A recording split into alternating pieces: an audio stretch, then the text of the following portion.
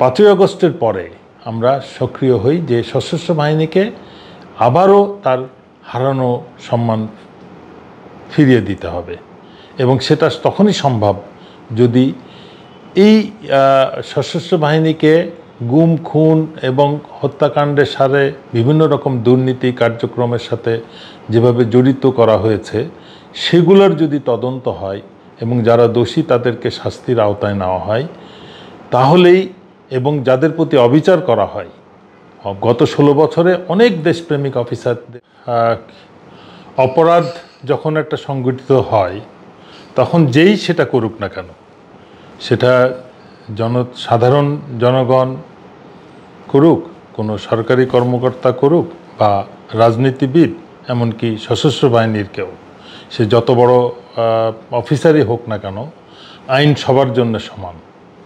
এই কথাটা যেমন শুধু আলাপ গল্প আলোচনার জন্য প্রযোজ্য না, এটা বাস্তব ক্ষেত্রে অবশ্যই যে কোনো দেশের আইন শৃঙ্খলা রক্ষা যদি করতে হয়, দেশকে যদি একটা আইনের আওতায় রাখতে হয় সমস্ত বাহিনীকে বা সকল সংস্থাকে, তাহলে আইন সবার জন্য সমান, সেটা বাস্তবেই প্রমাণিত করতে হবে।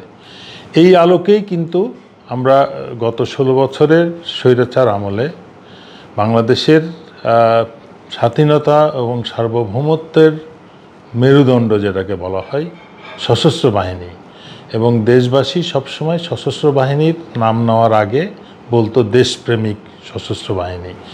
সেই বাহিনী অতীতে বিভিন্ন সময়ে যখন আমাদের স্বাধীনতা সার্বভৌমত্বের উপরে আঘাত এসছে তখন তারা সেটাকে রুখে দিয়েছে। যে কোনো ধরনের চক্রান্ত বা সরাসরি কোনো সন্ত্রাসী কার্যক্রম সবগুলোকেই আমরা আমি যখন চাকরি করেছি, আমি থাকতেও অনেক সক্রিয় অংশগ্রহণ করেছিলাম এবং বাস্তবেই সশস্ত্র বাহিনী প্রত্যেকটা আঘাতকে দৃঢ়ভাবে প্রতিহত করেছে।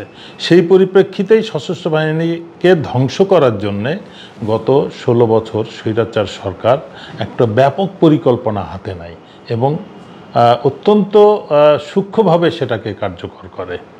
সশস্ত্র বাহিনীর একটা অংশকে, যেটাকে বলা হয় যে 1% বা তার কম হবে, বিশেষ করে অফিসারদের মধ্য থেকে এই অংশকে রাজনীতিকরণ করা হয়। অযোগ্য অফিসারদেরকে তাদের রাজনীতিক পরিচিতির উপর ভিত্তি করে তাদেরকে বাহিনীর উচ্চ পর্যায়ে নেওয়া হয়।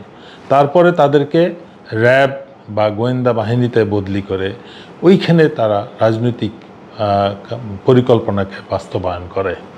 এই পরিপ্রেক্ষিতেই আমরা গত 16 বছর বা 17 এই স্বৈরাচার আমলের যে গুম খুন হত্যাকাণ্ড এবং সবথেকে বড় এবং জঘন্য যেটা কার্যক্রম ছিল তাদের ক্ষমতা গ্রহণের শুরুতেই বিডিআর হত্যাকাণ্ড, সেটাও হয়েছিল এই সশস্ত্র বাহিনীর একাংশকে সম্পৃক্ত করে। এই জন্যেই কিন্তু আমরা অগস্টের পর থেকেই, আগের থেকেও এই ব্যাপারটায় সোচ্চার ছিলাম। এই কারণেই আমি বিডিআর তদন্তে যখন সরকার আমার কার্যক্রমকে পছন্দ করছিল না, আমাকে নিষ্ক্রিয় করার ফলে আমি নোট অফ ডিসেন্ট দেই। তারপরে আমার উপরে বিভিন্ন রকম চাপ সৃষ্টি করায় এক পর্যায়ে আমি চাকরি ছাড়তে বাধ্য হই এবং সেই থেকে আমি মোটামুটি কাজ করে আসছিলাম বিভিন্ন রকম সশস্ত্র বাহিনীকে কীভাবে ষড়যন্ত্রের শিকার করে অকার্যকর করা হচ্ছে। 5ই আগস্টের পরে আমরা সক্রিয় হই যে সশস্ত্র বাহিনীকে আবারও তার হারানো সম্মান ফিরিয়ে দিতে হবে এবং সেটা তখনই সম্ভব যদি এই সশস্ত্র বাহিনীকে গুম খুন এবং হত্যাকাণ্ডের সাথে বিভিন্ন রকম দুর্নীতি কার্যক্রমের সাথে যেভাবে জড়িত করা হয়েছে সেগুলোর যদি তদন্ত হয় এবং যারা দোষী তাদেরকে শাস্তির আওতায় নেওয়া হয় তাহলেই, এবং যাদের প্রতি অবিচার করা হয়, গত 16 বছরে অনেক দেশপ্রেমিক অফিসারদেরকে ষড়যন্ত্রের মাধ্যমে বিচারের নামে প্রহসন করে চাকরি থেকে বরখাস্ত করা হয়েছে, বের করে দেওয়া হয়েছে, জেল জুলুম শাস্তির আওতায় নেওয়া হয়েছে। আমরা এইগুলোর বিষয়ে সম্পূর্ণভাবে দৃঢ়ভাবে সক্রিয় ছিলাম যাতে সশস্ত্র বাহিনীকে হিসাবের আওতায় নেওয়া হয়। সবসময় আমরা এটার থেকে বাধাগ্রস্ত হয়ে আসছি। But ICT international crimes tribunal হওয়ার পরে আমরা কিছুটা আশান্বিত হই, এবং যখন গত স্বৈরাচার আমলের যে সমস্ত গুম খুন হত্যাকাণ্ড হয়েছে এগুলোকে মানবতার বিরোধী অপরাধ হিসেবে স্বীকৃতি দেওয়া হয়, তখন আমরা আশান্বিত হই। এবং যে অপরাধগুলোর কারণে আজকে এই 15 জন অফিসারকে, সিনিয়র অফিসারকে সারেন্ডার করানোর পরে জেল হাজতে নেওয়া হলো, এদের যে অপরাধগুলা, এটা কোনো অবস্থাতেই সামরিক আইনের আওতায় বিচারযোগ্য নয়। যে যতই অপপ্রচার করুক না কেন, সামরিক আইনের ধারাগুলো এক একটা বিশেষ পরিপ্রেক্ষিতে, সামরিক পরিপ্রেক্ষিতে বিচারের জন্য এটাকে রচনা করা হয়েছে।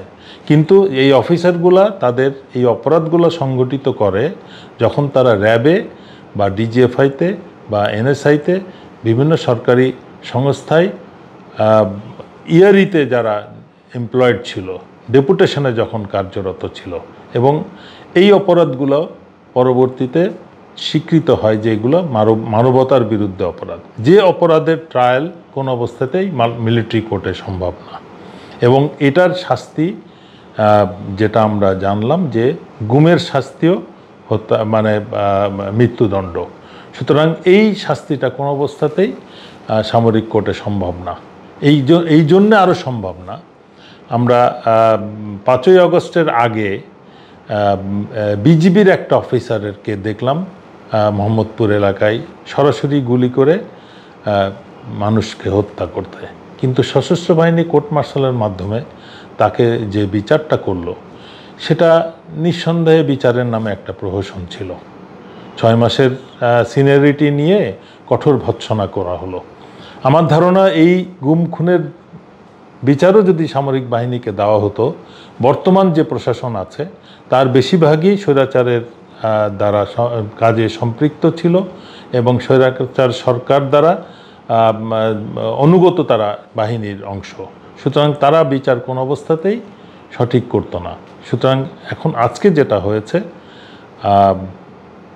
আইসিটির আওতায় অন্য যে কোনো বাহিনীর সদস্য বা অন্য যে কোনো অপরাধীর যে সমস্ত দণ্ডিতরা বর্তমানে বিচারাধীন আছে, তাদের সাথে সশস্ত্র বাহিনীকে সম্পৃক্ত করা হয়েছে।